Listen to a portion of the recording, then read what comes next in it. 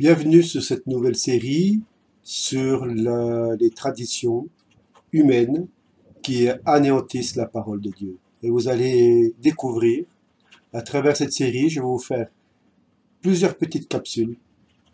Le but n'est pas d'énumérer toutes ces traditions qui existent, mais au moins les plus importantes. Donc il faut que vous sachiez que dans cette première capsule, je vais vous rappeler que la parole de Dieu est puissante. Mais savons-nous que nos traditions humaines peuvent anéantir la parole du Seigneur? Je dis bien nos traditions humaines. Il est donc vraiment essentiel que nous soyons conscients de ces traditions, afin de pouvoir nous en débarrasser, bien sûr, évidemment. Ce message est destiné à nous aider à repérer certaines de ces traditions. Vous allez même être choqués. Donc il est écrit dans l'évangile de Marc, dans Marc 7, à partir du verset 5 au verset 13. Et les pharisiens et les scribes lui demandèrent: pourquoi tes disciples ne suivent-ils pas par la tradition des anciens, mais prennent-ils leur repas avec des mains impures? Jésus leur répondit: hypocrite, Ésaïe a bien prophétisé sur vous, ainsi qu'il est écrit: ce peuple m'honore des lèvres, mais son cœur est éloigné de moi. C'est en vain qu'il m'honore, en donnant des préceptes qui sont des commandements d'hommes.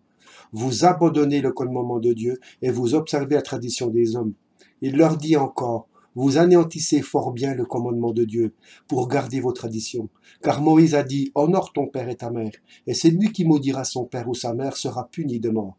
Mais vous, vous dites: si un homme dit à son père ou à sa mère: ce dont j'aurais pu t'assister est corban, c'est-à-dire une offrande à Dieu, vous ne le laissez plus rien faire pour son père ou pour sa mère, annulant ainsi la parole de Dieu par vos traditions que vous avez établies, mais vous faites beaucoup d'autres choses semblables.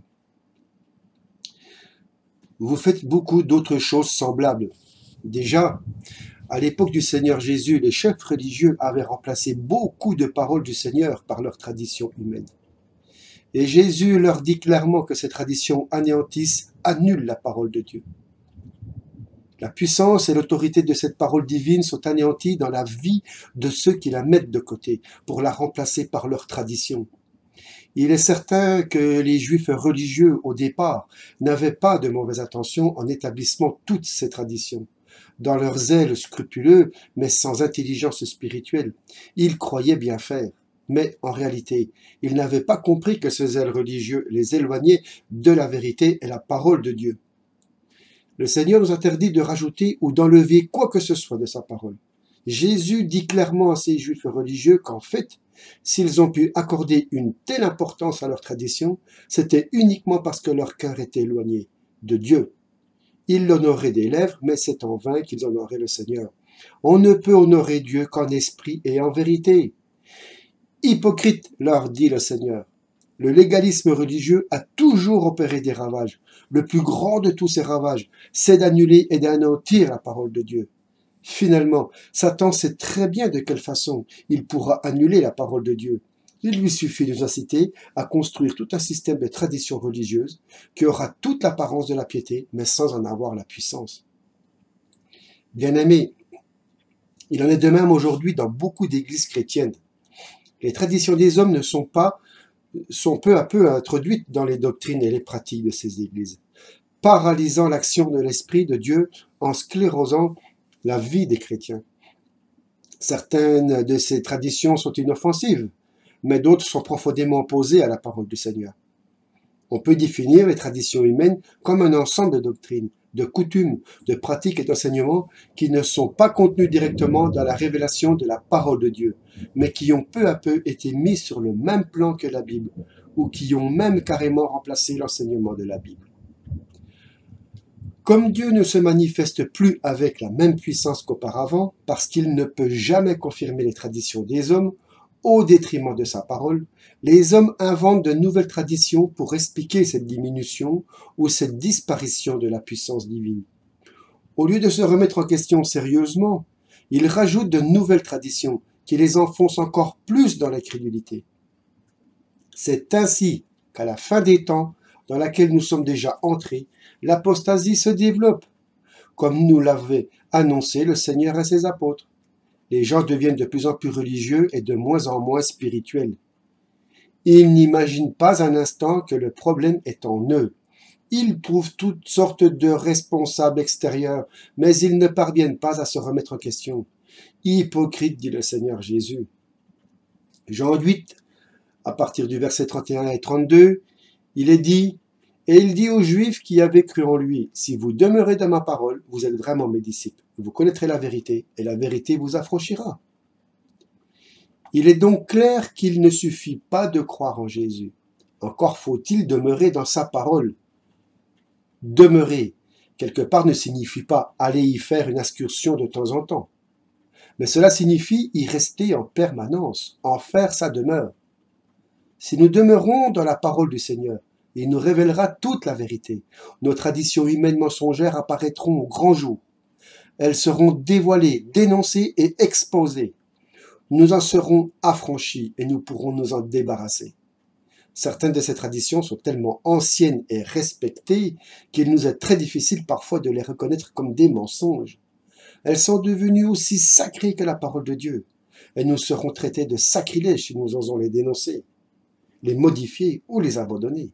Pourtant, bien-aimés, si nous voulons être libres, si nous voulons glorifier Dieu, et si nous voulons voir tout ce qui est écrit s'accomplir dans nos vies, il nous faut pourchasser et détruire sans pitié ces traditions funestes. Une tradition humaine n'est pas forcément mauvaise en soi. Elle devient mauvaise lorsqu'elle se transforme en rite religieux intouchable, et lorsqu'elle finit par résister à l'action de l'esprit et par se substituer à la parole de Dieu. Une tradition, pour être acceptable, doit nous permettre de mieux comprendre la parole du Seigneur et doit lui rester entièrement fidèle et soumise. Il existe par exemple certaines manières de louer le Seigneur qui sont influencées par les cultures de certaines nations ou de certains pays. Nous le voyons avec l'Afrique, je ne jette pas la pierre sur ce pays. Cela peut se concevoir, mais les chrétiens ne doivent jamais être liés par ces traditions, au point d'en souffrir s'ils en sont un jour privés. Là où est l'Esprit du Seigneur, là est la liberté, et la parole de Dieu n'est jamais liée. Donc, le but de ces petites capsules, de ces petits messages, donc ici n'est pas pour faire un catalogue détaillé de toutes ces traditions humaines. Il faudrait simplement signaler et dénoncer les principales. Voilà, je sais ce qu'il faut dire, c'est dénoncer les principales traditions ou doctrines humaines qui handicapent la foi des chrétiens, notamment des chrétiens évangéliques, mais aussi tous ces chrétiens catholiques, protestants, il y en a aussi, parce qu'elles ont fini par revêtir un caractère sacré.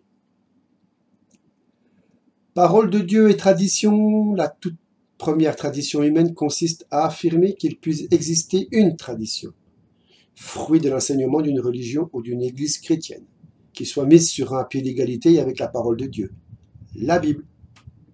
Cette tradition humaine constitue la pire des impostures spirituelles, car elle ouvre automatiquement la porte à toutes les autres traditions. On prétend que la parole de Dieu doit évoluer et s'incarner dans son époque. Ça, c'est une hérésie. On prétend que le Seigneur, parallèlement à la Bible, a inspiré le développement d'une tradition religieuse, fruit des pratiques et de la réflexion de l'Église tout au long des siècles. Ne vous y trompez pas, la vérité ne change pas.